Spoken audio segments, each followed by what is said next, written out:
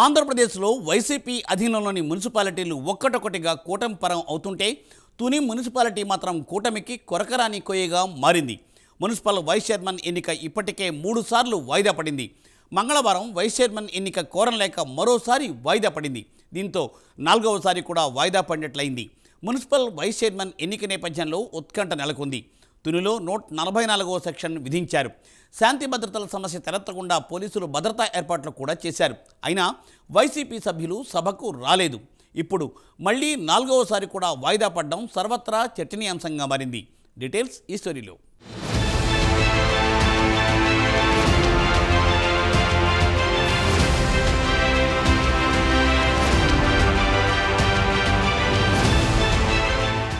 ఆంధ్రప్రదేశ్లోని మున్సిపాలిటీలలో chairman, vice చైర్మన్లకు, మున్సిపల్ కార్పొరేషన్లలో మేయర్, డిప్యూటీ మేయర్ల ఎన్నికల్లో కూటమి అభ్యర్థులు విజయం సాధిస్తున్నారు.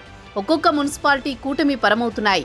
2024 సాధారణ ఎన్నికల్లో వైసీపీ ఘోరంగా ఓడిపోవడంతో చాలా చోట్ల వైసీపీ మున్సిపల్ కౌన్సిలర్లు, కార్పొరేటర్లు కూటమి పార్టీలలో చేరారు. దీంతో ఆయా మున్సిపాలిటీలు, కార్పొరేషన్లలో పార్టీల బలాబలాలు మారిపోయాయి. ఈ క్రమంలో chairman, vice chairman, mayor, deputy మేయర్లకు ఎన్నికలు జరుగుతున్నాయి. వైసీపీ ఇక బ్రతికి బట్టకట్టే పరిస్థితి కనబడకపోవడంతో ముఖ్య నేతలు పార్టీని వీడిపోతున్నారు. ఈ క్రమంలో కౌన్సిలర్లు, కార్పొరేటర్లు కూడా వైసీపీని వీడుతున్నారు.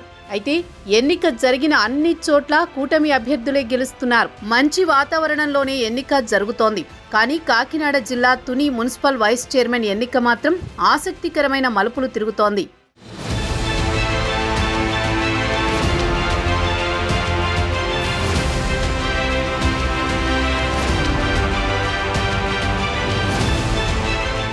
తుని మున్సిపాలిటీ వైస్ చైర్మన్ ఎన్నిక మరోసారి వాయిదా పడింది. ఇప్పటికే 3 సార్లు వాయిదా పడిన ఎన్నిక మంగళవారం మరోసారి వాయిదా పడింది. మున్సిపల్ వైస్ చైర్మన్ ఎన్నిక కోసం ఉదయం టీడీపీ కౌన్సిలర్లు సమావేశానికి వచ్చారు.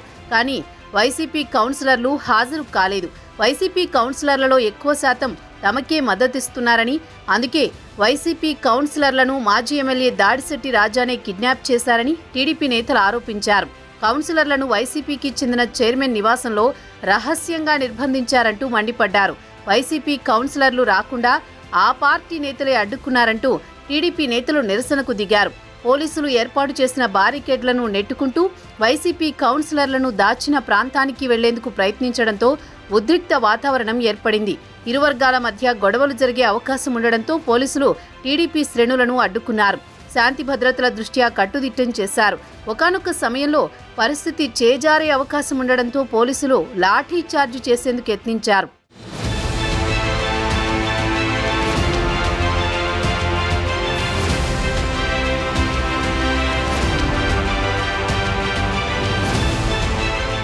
తుని మున్సిపాలిటీలో మొత్తం 30 వార్డులున్నాయి. గతంలో జరిగిన తుని మున్సిపాలిటీ ఎన్నికల్లో 30 స్థానాలకు 30 స్థానాలు వైసీపీ దక్కించుకుని క్లీన్ స్వీప్ చేసింది. అయితే వారిలో ఒక కౌన్సిలర్ మరణించగా ప్రస్తుతం 29 మంది ఉన్నారు. వీరిలో ఇప్పటికే 4 కౌన్సిలర్లు వైసీపీకి రాజీనామా చేసి టీడీపీలో చేరిపోయారు. తాజాగా మరో 6 కౌన్సిలర్లు కూడా అదే బాట పట్టారు. వైస్ చైర్మన్ ఎన్నికకు ఎక్సాఫిషియో సభ్యురాలితో కలిపి 29 మంది కౌన్సిలర్లు హాజరు కావాల్సి ఉంది. సమావేశానికి కోరం ప్రకారం కనీసం 14 మంది హాజరు కావాల్సి ఉండగా టీడీపీ నుంచి 10 మంది సభ్యులు మాత్రమే హాజరయ్యారు. దీంతో కోరం లేక ఎన్నిక వాయిదా వేస్తున్నట్లు ఎన్నికల అధికారులు ప్రకటించారు. ఇప్పటికే 3 సార్లు వాయిదా పడిన నేపథ్యంలో ఈ విషయాన్ని ఎన్నికల కమిషన్ దృష్టికి తీసుకువెళ్తామని అధికారులు చెప్పారు. ఎన్నికకు తాము సిద్ధంగా ఉన్నప్పటికీ ఓటమి భయంతోనే వైసీపీ నాయకులు ఎన్నికకు రాకుండా డ్రామాలు ఆడుతున్నారని టీడీపీ కౌన్సిలర్లు విమర్శించారు. అందుకే వైసీపీ కౌన్సిలర్లను రహస్య ప్రాంతాల్లో దాచేశారని మండిపడ్డారు.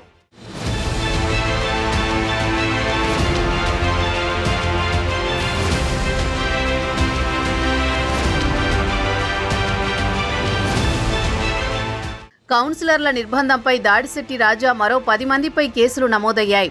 సోమవారం చెలో తునికి దాడిశెట్టి రాజా పిలుపునిచ్చారు.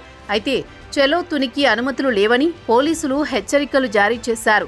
సోమవారం జరిగిన ఉద్రిక్తతను దృష్టిలో పెట్టుకుని పోలీసులు భద్రత కట్టుదిట్టం చేశారు. తుని మున్సిపాలిటీ పరిధిలో సెక్షన్ 163(2) అమల్లో ఉంది. సభలు, సమావేశాలు 5 కంటే ఎక్కువ గుమిగూడకుండా ఆంక్షలు పెట్టారు. కర్రలు, రాళ్లు, ఆయుధాలు పట్టుకుని తిరగడంపై నిషేధం విధించారు. ఈ నేపథ్యంలో అనుచరులతో కారులో తుని వెళుతున్న వైఎస్ఆర్సీపీ నేత ముద్రగడ పద్మనాభరెడ్డి, మాజీ ఎంపీ వంగా గీతను పోలీసులు అడ్డుకుని వెనక్కి పంపారు. సాయంత్రం 6 గంటల వరకు ఆంక్షలు అమల్లో ఉన్నాయి. రాష్ట్ర వ్యాప్తంగా మున్సిపాలిటీలు కూటమి పరమవుతుంటే తుని మాత్రం కూటమికి కొరకరాని కొయ్య మాదిరి తయారైందని రాజకీయ విశ్లేషకులు అంటున్నారు. వైసీపీ నేత, తుని మాజీ ఎమ్మెల్యే దాడిశెట్టి రాజా తమ వైపు ఉన్న మిగిలిన కౌన్సిలర్లు గోడ దూకకుండా గట్టిగా కాపు కాసుకున్నారని తెలుస్తోంది.